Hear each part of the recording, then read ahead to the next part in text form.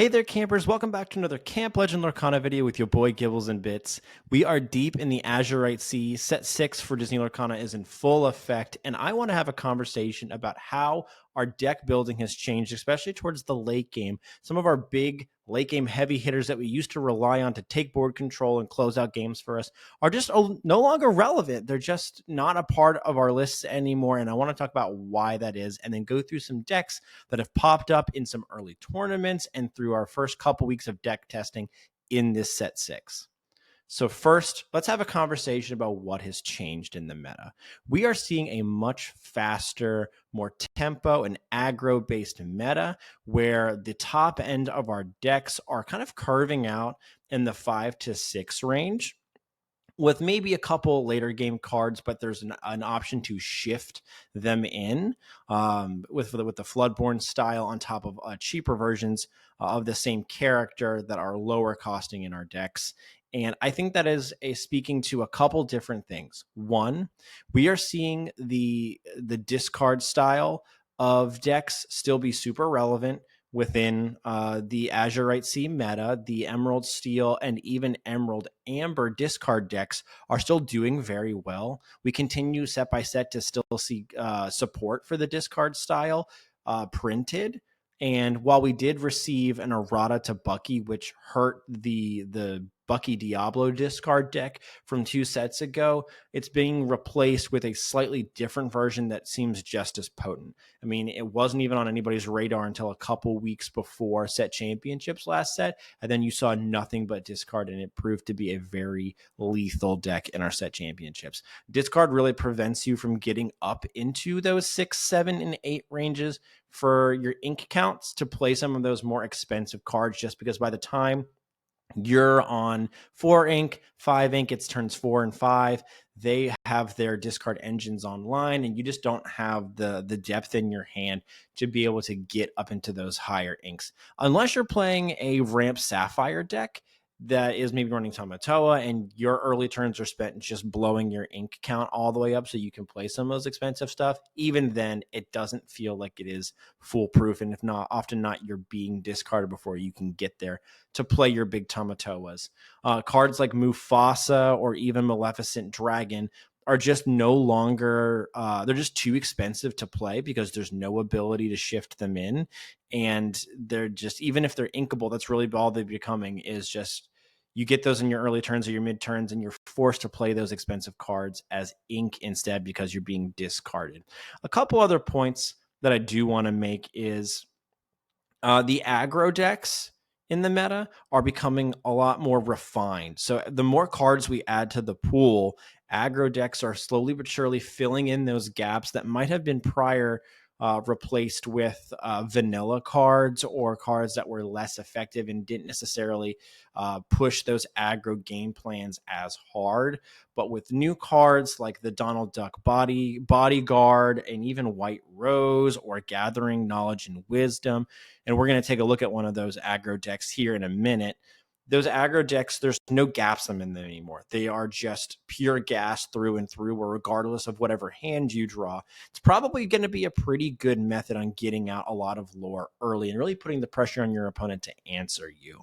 The third point I kind of want to make here is some of the cards that we're seeing in the Azurite Sea set, and I would even argue in Shimmering Skies of set 5, like the legendaries, some of the more valuable, high costing, high rarity cards, we're seeing just as potent effects that we would have seen within the first 3 sets on cards that are in the mid game, like the mid game cost.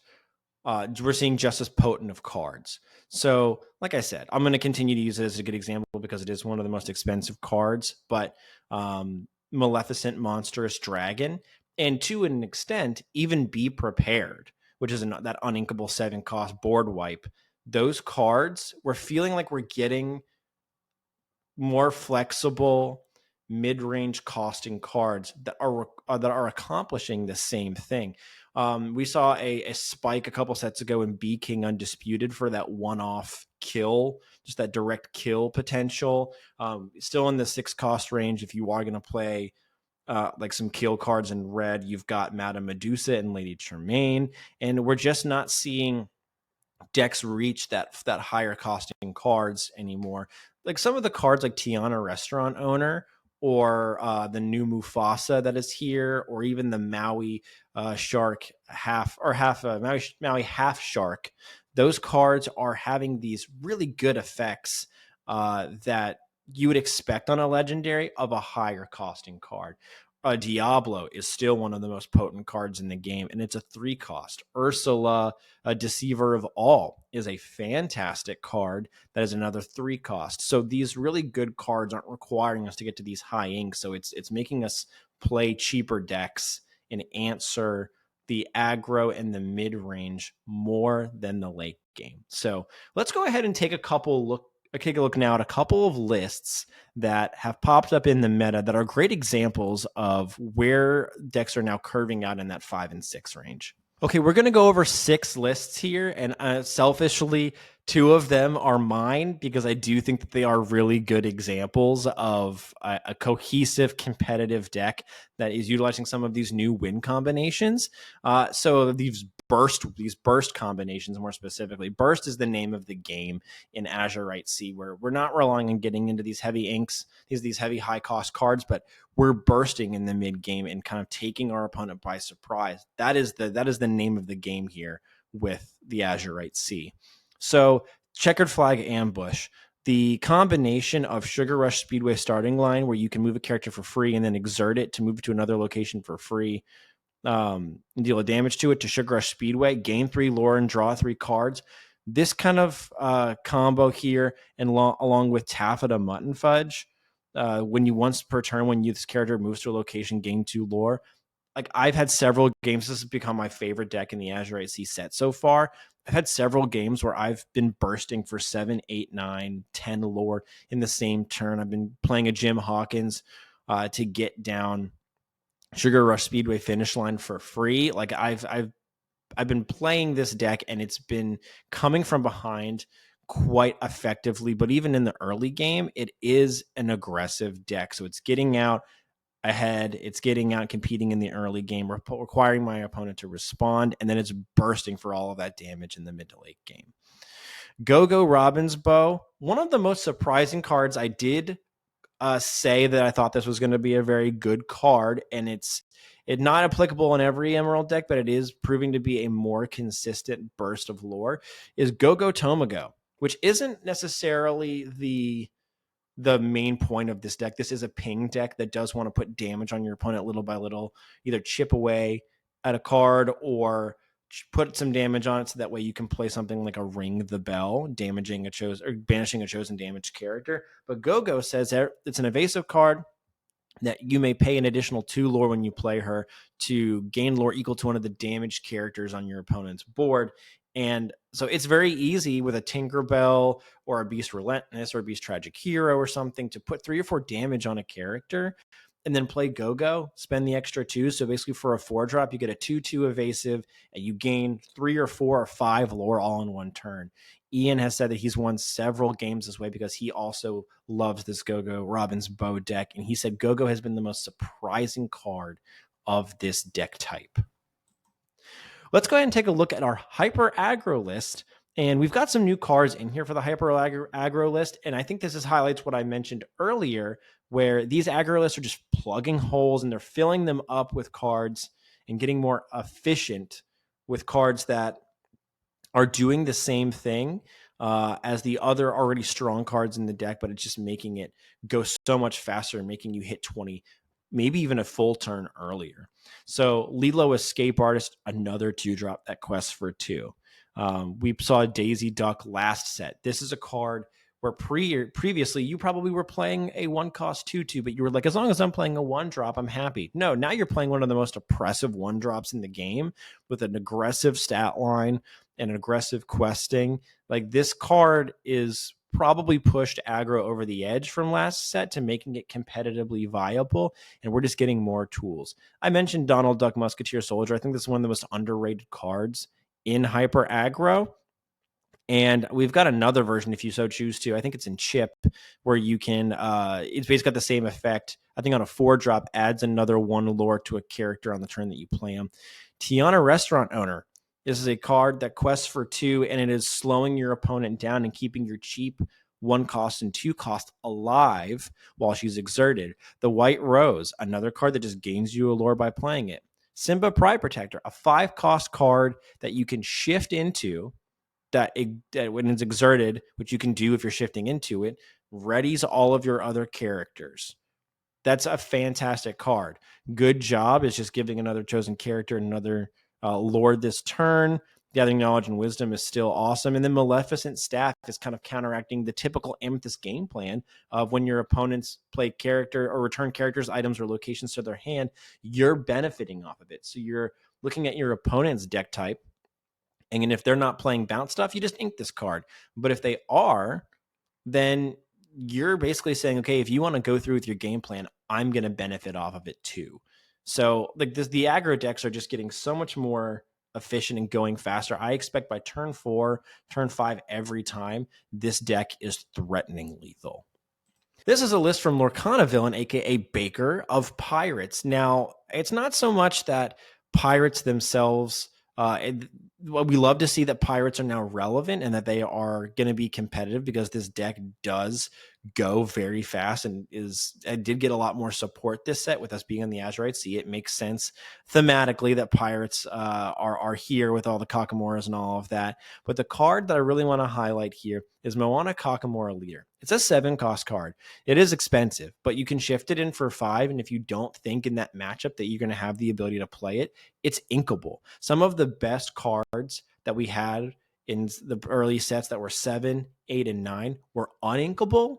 And you were kind of stuck in your hand if you wanted to play them. Like, you couldn't get rid of a Be Prepared or ink it because it was uninkable. Moana, if you don't think you're going to be able to play it, or maybe they kill your early drop Moana where you're not going to be able to shift it in anytime soon, you just ink it. And that's the best part. And some of the upgrades that we're seeing in these newer sets with these high drop, heavy hitter cards. So Kakamora Leader, if you can shift it in for 5, you've got another density of location that works with your pirates, being Skull Rock. But whether you've got Jolly Roger or Skull Rock out, you play Moana, you shift her in on 5, and you move all of your characters to one of your locations for free, and you gain a lore for every character, including yourself, that you're moving there. That is a lot of burst potential, considering you can still quest with all of those units. If you haven't already watched it, go watch Ian and Lindsay's top-down recording video where they played some games. They played a best of 2 out of 3 set, or maybe just a best out of 2 set, with their pirate deck, with Lindsay's pirate deck versus Ian's Go-Go Robin's Bow Ping deck. Lindsay stole a game from Ian. He never saw it coming because she dropped Moana Kakamora Leader at the perfect time. This card is a fantastic addition to Pirates. This set 6 burn deck for Ruby Amethyst is a departure from the Ruby Amethyst decks that we're used to seeing. These control decks that are trying to grind you out, grind your hand down, keep control of the board through board clears and one-off hard kills. This is a burn deck through and through. It is nothing like those other decks. You'll see that we're not running any characters above the cost of 4, with the exception of Maui Half Shark.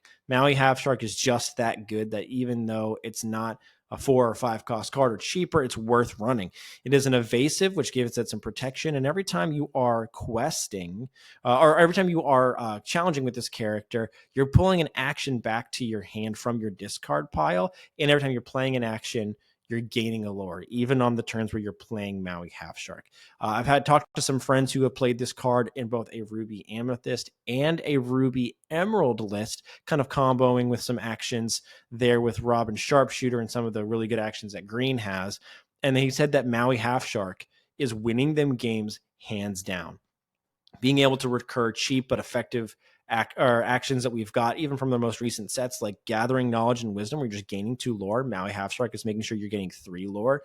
Thievery, you're gaining 2 lore off of it because your opponent is losing 1. You're gaining a lore, and then Maui Half Shark's giving you another. Or if you're just removing units with Brawl, these are really good actions to be pulling back, or even something like a Friends on the Other Side, to be pulling back to combo with our Maui Half Shark. And last but not least, this is a little bit of a stretch of an addition to our burst-focused video here, but this did win a tournament recently, so I wanted to highlight it because it does have the potential to burst, even though that's probably not the main focus of it. This is an Amethyst Steel deck that focuses on all of the fairy synergies.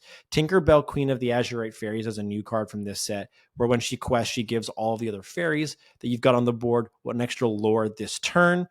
We've got more fairies now, which is why this is important. Tinkerbell Giant Fairy is the OG, one of the best cards still for Steel in the game. Tinkerbell Fast Flyer is a new evasive Tinkerbell that allows us to shift in this Tinkerbell Giant, or you can be shipped in Tinkerbell Giant Fairy or Tinkerbell Queen of the Azurite Fairies. If you don't think you're going to get to this card, once again, it's inkable. You can ink it. You can wait till later turns when you pull another copy to play it, or you can get this out on 5 and just start going ham. Blue Fairy is another classic card that we had from our Floodborn set, where you're gaining cards every time you play a Floodborn. So there's a lot of fairy synergies here to really burst lore into the mid game. That's going to do it for this video. If you haven't already, like and subscribe on our YouTube channel. It helps us out a lot. Take a look at our other Disney Lorcana videos that we're putting out. We're also putting out content for Pokemon TCG. We're delving into some Pokemon Pocket, as well as our Star Wars TCG videos that we have on the channel. Come and join us over on the Discord. We'll have it linked down below. Take care.